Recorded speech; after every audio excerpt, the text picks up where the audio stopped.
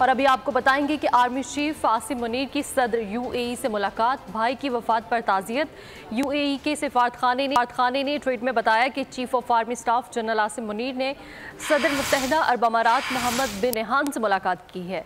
मुलाकात के दौरान chief of army staff general Asim Munir ने यूएई के सदर के भाई शेख सईद बिन जैदुल नहान की वफात पर ताज़ियत की और मरहूम के दर्जात की बुलंदी के लिए दुआए मग़फ़िरत भी की।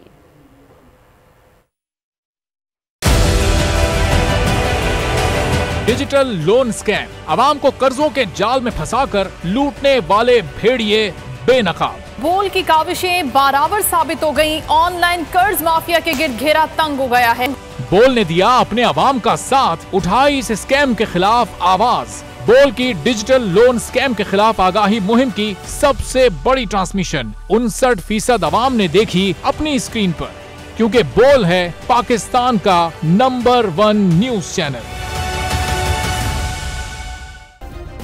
सब्सक्राइब करें और बेल दबाएं ताकि कोई खबर रह न जाए।